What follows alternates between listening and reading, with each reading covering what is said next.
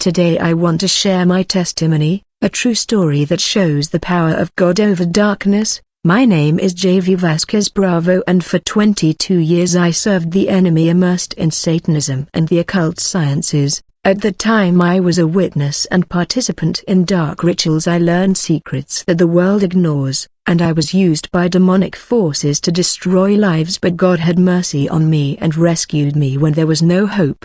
My story begins in Chiclayo, Peru, in a home marked by poverty and suffering. I grew up in the La Victoria neighborhood in a sector known as El Bosque, a dangerous place surrounded by crime and hopelessness. We lived in a small room where my mother endured the constant abuse of my father. He worked at La Factoria Cordoba and had a good economic position, but he never cared about us. Later we discovered that he had another family with another woman, while in our house only scarcity and pain reigned. We were 5 brothers, although one of them died as a baby. The tragedy occurred when my father, in a fit of rage, brutally threw him on the bed. His small body did not resist the impact. That image was engraved in my memory, becoming the first memory of a childhood full of violence and fear. From that moment I began to understand that in our house there was no love, only abuse and contempt. My father was a hardened alcoholic. There was not a single day when he did not come home drunk, and every time he did so hell would break loose on us.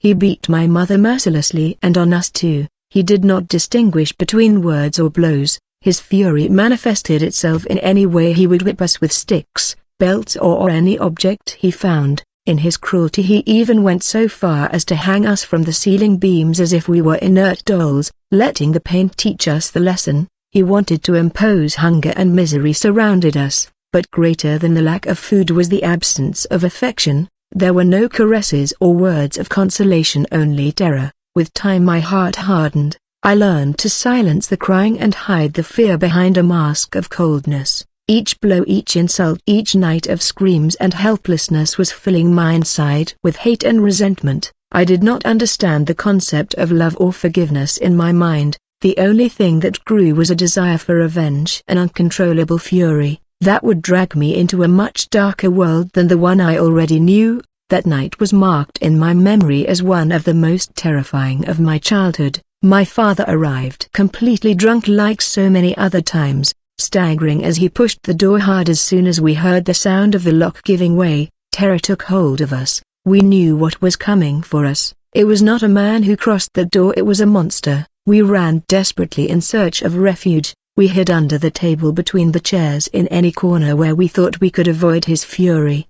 The iron bed where all my brothers slept creaked as some managed to slip underneath. Dad and Mom slept in another bed, but their presence was never a shield for us. From the hidden in the darkness we trembled as we listened to his heavy footsteps advance through the house. But no matter where we were hiding, in rags, he grabbed us by the arms, by the hair, whatever he found first, and hit us mercilessly. His hands, his fists, any object within his reach, everything became a weapon against us that night. After receiving one of the many beatings, I felt that something inside me broke. I dragged myself towards my mother, who was lying on the floor, her face covered in blood with her cheekbones swollen from the blows. Her eyes full of pain reflected an indescribable suffering. The helplessness invaded me. None of my brothers dared to move. We were too small to face the fury of our father, but I could not bear it any longer. I approached her, and with tears in my eyes I promised her that one day I would grow up and get her out of there. I swore to her that I would work, that I would have money, and I would take her far away from that man who hurt her so much. In that instant, while I tried to console her, I felt a strong tug on my hair. It was him who lifted me in the air with one hand and threw me against the wall as if I were an old sack.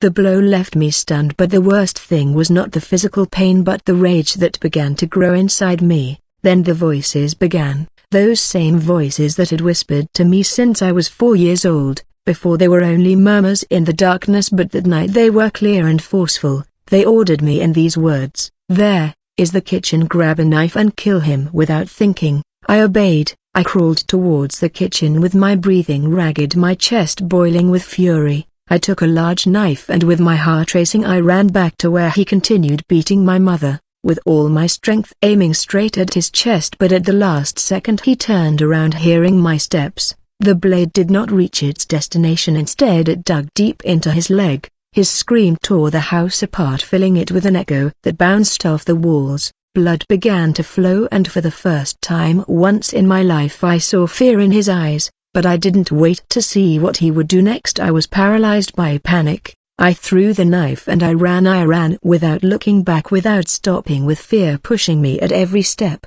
I was only 5 years old, but at that moment I didn't feel tiredness or pain. My only thought was to escape before he recovered and came for me. I crossed the streets of Victoria at full speed, my bare feet hitting the ground with each step. The cold night air hit my skin, but I didn't care. I just ran aimlessly without direction. I passed dark alleys. I dodged shadows of strangers wandering in the darkness. When I finally stopped panting, I realized where I was. I had arrived at the Plaza de Armas of Chiclayo. I looked around confused. Everything was huge, strange, unknown. I could barely understand how I had gotten there, but what I did know was that I had nowhere to go. The night was freezing and my body trembling. I began to feel the cold chilling my bones. I looked around me and saw figures lying on the ground, men and women sleeping among cardboard and old blankets. Some were smoking, others were talking in low voices, lost in their world of misery. My feet took me to the Catholic church in the Plaza La Grande Cathedral. Its doors were closed, but around it there were more people lying down, seeking refuge in the immensity of its walls. I approached shivering, hugging myself in an attempt to conserve some heat. Hunger was twisting my stomach. I hadn't eaten all day, but now I didn't even have tears to cry. I was alone on the street, not knowing what to do. It was then that I saw a man lying on the ground covered with a dirty and smelly blanket. Without thinking about it too much, I lay down next to him looking for warmth. The stench was unbearable, a strong penetrating smell like rotten meat. That man was not only homeless, he was in a state of deterioration that I had never seen before. His skin had open wounds, deep sores that oozed a dark liquid, but none of that mattered. At that moment I just wanted to survive the night. When the sun began to brighten the sky, I opened my eyes and slowly moved away from his side. I felt sticky with his smell impregnated in my clothes, and the sensation of having slept next to a corpse still haunted me. I shook myself as best I could and continued walking aimlessly. Hunger hit me hard. My stomach burned and growled in desperation. I saw the stairs of the great church, the cathedral that I had observed the night before. I approached without knowing what I was looking for. Suddenly I saw a man who finished eating a banana and threw the peel on the ground. Without hesitation I picked it up and began to chew it, trying to calm the unbearable hunger that burned inside me. From that moment on I learned that to survive on the street I had to look for ways to get food. It was there where I began to meet other children and young people who also lived on the streets. Some were 18 or 20 years old, others just a few years older than me. They became my company, my new family. At first they offered me something to eat, a piece of old bread, a piece of bitten fruit, but soon I realized that nothing was free. They gave me to drink for the first time a dark liquid that burned my throat, but at the same time made me forget the fear, the pain, the hunger. It was rum. I was barely a child. When I tried the liquor for the first time, the effect was immediate. I felt warmth in my body. I felt that the world was becoming lighter, that the worries were disappearing. They laughed and told me that alcohol would make me strong, that I would no longer care what I had left behind. I believed it at that moment, but it did not take long for me to understand that if I wanted to continue surviving, I had to contribute something to that group. It was not enough to drink with them or share the trash I found. I had to show that I was good for something. That was when they taught me how to steal. They showed me how to stealthily approach a woman in the market, how to quickly pull the earrings from her ears and run away before she reacted. They told me that I should look for gold or silver ones, that I should not risk myself for trinkets. They also showed me how to put my hand in bags without getting caught, how to take a watch from a man's wrist without him noticing. They watched me from a distance. They covered me. They made sure that no one caught me. But when I returned with what I had stolen, they gave me nothing more than a piece of bread or a banana. I risked my skin for them, but the only thing I got was a bite that barely calmed my hunger. For a while over time I understood that I didn't need them. If I was going to steal anyway, I could do it alone and keep everything. So I moved away from that group and began to walk around the city on my own. I reached the Chiclayo Model Market, a place full of fruit and vegetable stands, and I hid in the crowd, and when no one was looking I took an apple, a banana, anything I could eat quickly before someone discovered me, but it didn't take long for them to notice. The merchants began to recognize me. Word spread, "Be careful with the piranha," that's what they called me. "Here comes the piranha, catch him." Until one day, when I tried to take a banana, several of them surrounded me. I didn't have time to run. They grabbed me hard and began to hit me with sticks with whatever they had at hand. I felt the blows on my back, on my legs, on my head, but something strange happened. I didn't feel pain. My body was already used to my father's blows, and they had hardened me so much that those blows did not do anything to me. However, that beating made me realize that it was increasingly difficult to survive. The days were hard, but the nights were worse. I had nowhere to sleep. No one was waiting for me anywhere. The holidays were the cruelest. In December, while everyone was getting ready for Christmas, the streets were filled with lights and Christmas carols. I saw the children walking with their parents, laughing, running with their new toys in their hands. I, on the other hand, was alone. I curled up in any corner, shivering from the cold with an empty stomach.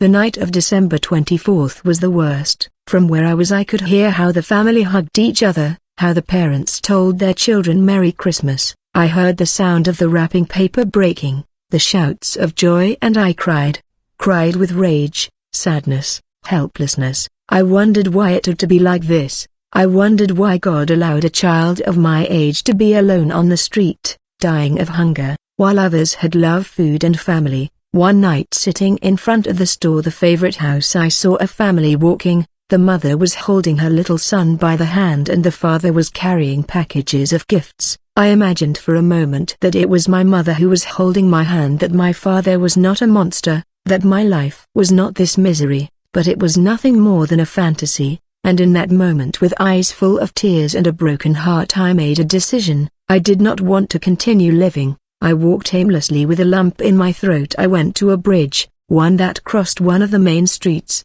I climbed to the edge, looked down and closed my eyes. I wanted to end it all. I jumped. I do not remember anything after that. When I opened my eyes, I was surrounded by doctors. I felt my body in pain, but I was alive. They looked at me surprised, and one of them told me, "You were lucky, it was for you to die." I had no idea what awaited me. Later I did not know that my life was about to take an even darker turn. The only thing that I had clear at that moment was that I did not want to continue living. After my first attempt at suicide, when I woke up in the Lamast hospital, I heard the doctors say that they would transfer me to a place called Inabif, a center for abandoned children. At that moment something inside me lit up. I could not allow them to lock me in a place like that. Without thinking twice I escaped. I did not have a plan, I had nowhere to go. But the only thing I wanted was to try again, to find a way to end my existence. My second attempt was more radical. I got a gallon can full of gasoline, and without hesitation I drank it until the last drop. I felt the liquid burning in my throat as my stomach turned as if I were burning inside. I expected to fall to the ground at any moment. I expected it all to end, but it did not. The agony lasted hours, but my body resisted.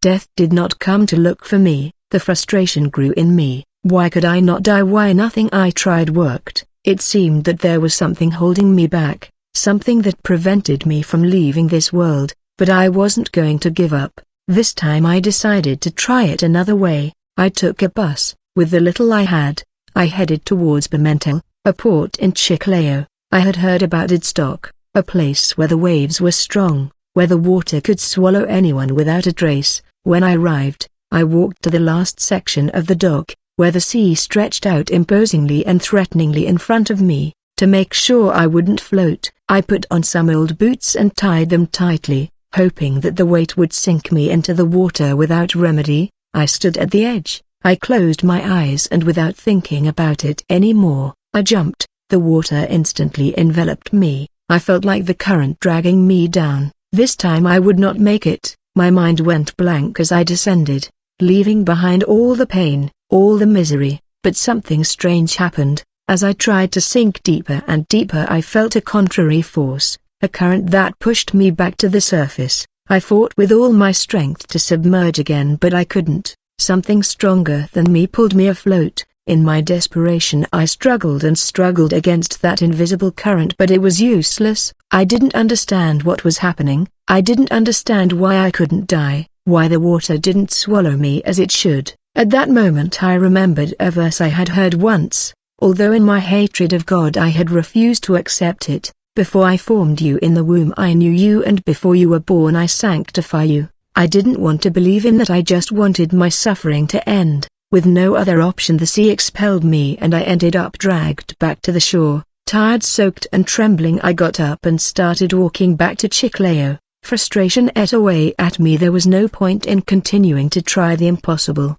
But I had little reason to continue living. I traveled the city without course until I reached Balta Avenue, one of the main ones. I entered Chinatown between Garcilaso and Balta, where the shadows of the night covered the streets deserted. It was almost 2 in the morning. I sat on the sidewalk without strength, with my head down and my mind full of dark thoughts. I couldn't die, I couldn't end it all, but I couldn't keep living like this. In the midst of my desperation, an idea began to form in my head. Since I was a child, I had heard people say that if someone sold their soul to Satan he would give them money, power, fame, everything they wanted. At that moment, that idea seemed like my last way out. I thought, if God has abandoned me, if he has left me alone in this world to suffer, then I will take revenge on him. I will give my life to Satan. Let him do with me what he wants, but let him give me what I need to destroy those who hurt me,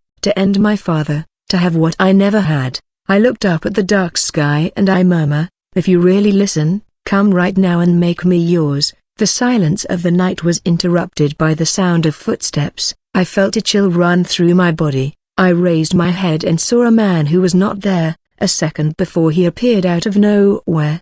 He was an elegant man dressed in an impeccable suit, like a successful businessman. His presence was imposing, but what struck me most was that he spoke to me by my name. JV, we know what you have asked for, he said with a firm and confident voice. We know what you want to do with your father. We know that you have nowhere to live, but today that will change. I was frozen. How he knew my name, how he knew what I had been thinking, it was impossible. The man reached into his pocket and pulled out a thick wad of bills wrapped in a rubber band. Dollars, more money than I had ever seen in my life. This is for you, he said, handing me the money. My hands were shaking. I had never touched so much money. I had never had anything of my own. And there it was within reach of my fingers, the answer to everything I had asked. For that money in my hands made me feel something I had never experienced before, power. It did not matter where it came from or who was that man at that moment. I had nothing, I had no one, and what he offered me seemed the only way out.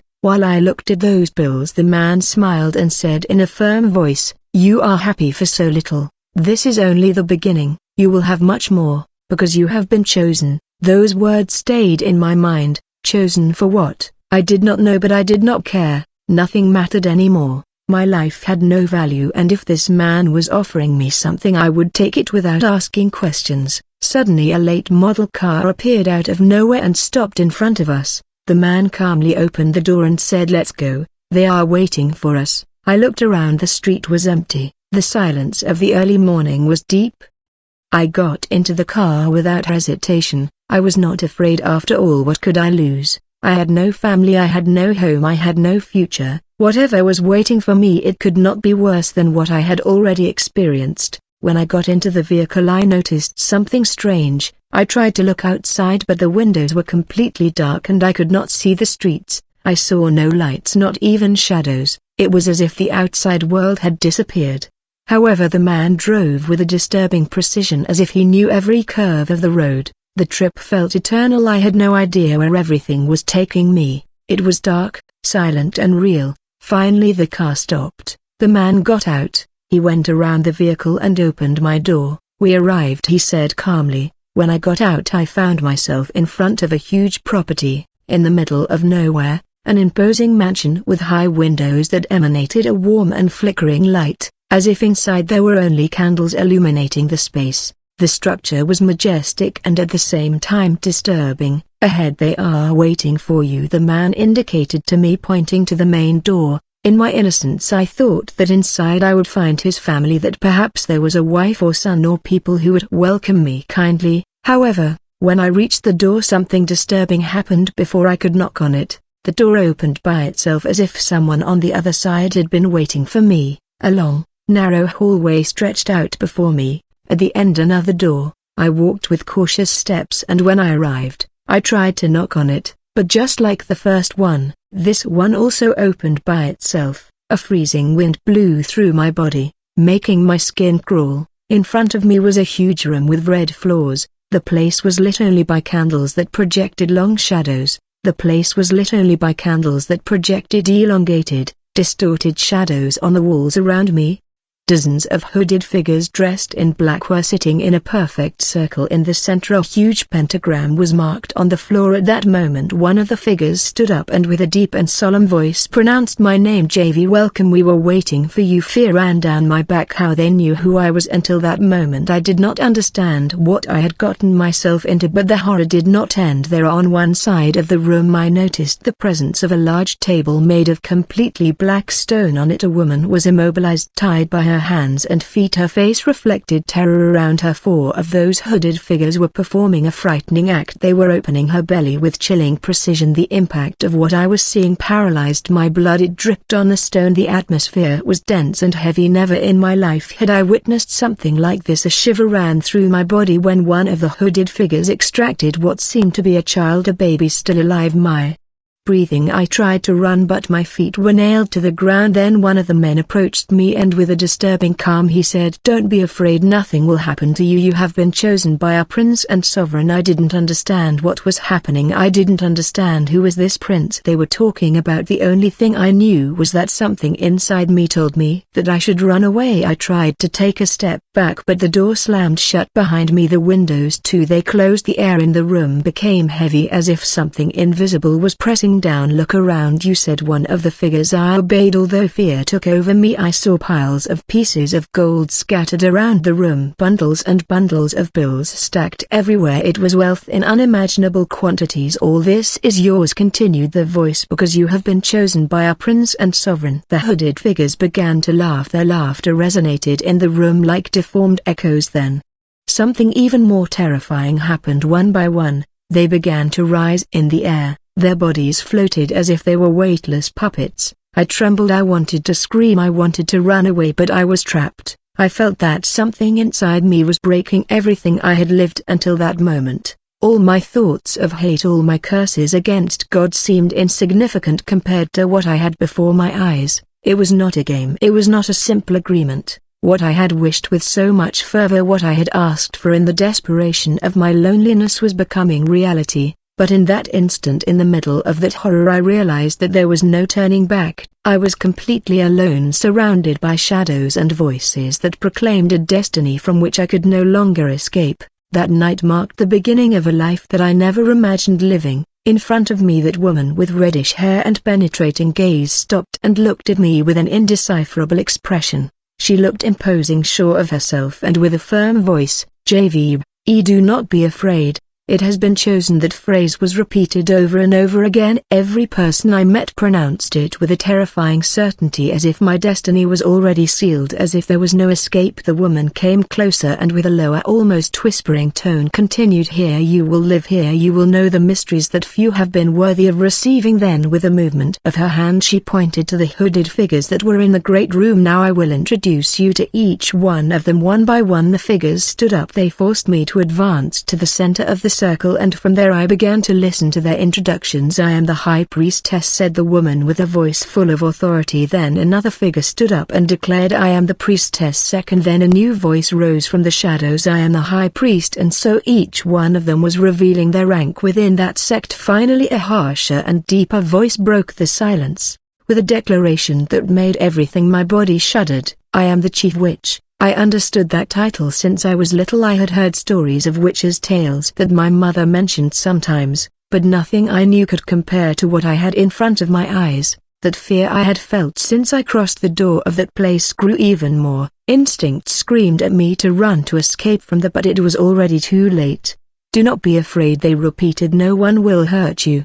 But those words did not calm me. Something inside me told me that there was no turning back. Then the chief priestess spoke again. "I will choose one of my subjects to train you in the deep knowledge of occult science." It was at that moment when my initiation began. From that day my life stopped being that of a homeless child and became an existence surrounded by darkness, death and horror. The first teachings were not easy. To become a priest within that organization I had to go through 7 stages of magic, each one more terrible than the previous one. Was not just knowledge, they were not simple rituals, they were tests of resistance, of submission, of total surrender to the forces with which they were aligned. The first lessons forced me to face my deepest fears. At the beginning they immersed me in green magic. They taught me to channel energies, to interpret hidden signs, to read ancestral symbols. But the worst came later. To advance in green magic they sent me to sleep in cemeteries. No matter the weather, it did not matter, the rain, the cold or the wind, I just had to be there in the darkness, surrounded by graves and human remains. At first fear invaded me. The silence of the cemetery in the early morning became deafening. But with time that fear transformed into something different, in coldness, in indifference, in a complete absence of fear. The tests did not end there. They forced me to dig up corpses and eat their flesh in a state of decomposition. The stench was unbearable, but I could not resist. They said it was necessary to strengthen my spirit, to break the ties with my humanity, but that was only the beginning. When I reached the stage of black magic, everything became even darker. They ordered me to make sacrifices, and my first test was what marked my life forever. They gave me a newborn child. They held him in front of me as if he were a simple object, as if his life had no value. They gave me a dagger and ordered me to tear out his heart. There was no doubt, there was no mercy. I no longer felt anything. My heart was hardened, my mind darkened. The darkness that surrounded me had consumed every trace of humanity that was in me. When the act was consummated, they ordered me to drink his blood. Thus began my path within black magic. From that first sacrifice, each new test was even more ruthless. It became something routine. Animal children, everything they ordered me to do I did without question. The thirst for blood, for power, of revenge against everything that had made me suffer took over me. My only thought was to continue ascending in the hierarchy. They promised me more power, more wealth, more dominion, and every time I passed a test, they took me further. They revealed deeper secrets, mysteries that few could know. But all of that had a price that I still did not fully understand, but sooner or later I would have to pay. That moment marked a before and after, because in my life after having passed the 7th stage, the Satanic priests, they began to address me with respect, admiration and even fear. They told me that my progress was extraordinary, that I possessed a special power, something that few had. Since I was a child, the darkness had completely absorbed me, and now I was recognized as someone with an unmatched potential within that organization. By then I already mastered skills that I never imagined I would possess. I had learned to kill animals with my gaze, to move objects with my mind, to project myself outside of my body, and to influence the thoughts of other people without even saying a word. I felt powerful, invincible. The feeling of having control over what surrounded me fed my ego and made me want more. There were no limits to what I could do if I continued to ascend in that world. One night in the middle of one of our rituals, one of the priests approached me and said solemnly, "JV, are you ready? The time has come to meet the Prince and Sovereign." That phrase resonated in my mind with an indescribable force. For years I had heard about him. I had waited for that moment with anxiety. I longed to see that being that they talked so much about, know his face, feel his presence. I knew that this was the highest point of my initiation, the moment in which I would stop being an apprentice and become a complete servant of darkness. But before I could meet him, I had to go through another rite of preparation, a satanic baptism. The priests explained to me, just as God baptizes his children in the Holy Spirit, Satan also had his own baptism. They took me back to the mansion that floated over Chukima, building that did not exist in the physical world but that appeared and disappeared according to the will of those spiritual beings. There they gave me new instructions. "Close your eyes," they ordered me.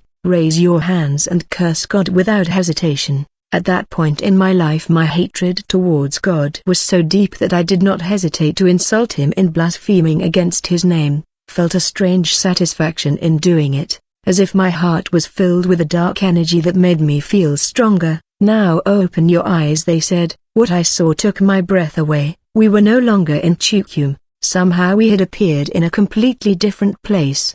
A place shrouded in mystery, known for its miraculous lagoons where thousands of people came in search of healing and power. However, what few knew is that those waters were not miraculous but portals of darkness. There in the middle of that place, covered in fog and surrounded by thick vegetation, everything was prepared for my baptism. They made me take off my clothes and gave me a black robe, symbol of my definitive consecration to the kingdom of darkness. In front of me a gigantic tub of bubbles with a thick and smelly liquid. Its color was indescribable but its stench was unbearable, as if something in decomposition was found inside it. One of the priests approached, holding in his hands a black cat. It was tied by its legs and meowed desperately, feeling what was about to happen. I watched without blinking, waiting for the next order. This sacrifice will mark your rebirth, said the high priest. Its blood will open the doors to true power. Without hesitation they gave me a dagger and they told me what I should do: tear it out and eat it, drink the blood. I did not hesitate, there was nothing left in me that could resist. With firm hands I took the dagger to the chest of the sacrifice, a black cat that trembled in my hands, and I opened it with a single cut. The metallic stench of fresh blood invaded the air and my entire body felt a chill that ran through every inch of my skin. I took his heart at a hot and brought it to my mouth. The taste was indescribable, bitter, ferrous, impregnated with death. I swallowed without thinking, obeying the orders that had been given to me. When I finished that macabre ritual they indicated to me to approach the dark and stinking tub, that liquid bubbles, and just when I was about to touch its surface I felt that something emerged from the depths of that filthy substance. For the first time in my life I saw a demon manifest before my eyes. It was a dark and dense presence with a blurred silhouette that seemed to absorb the light around it. Its name was Black Tatako, an ancient and evil spirit. Although he spoke in a strange language like Nigerian dialect, I understood perfectly each word.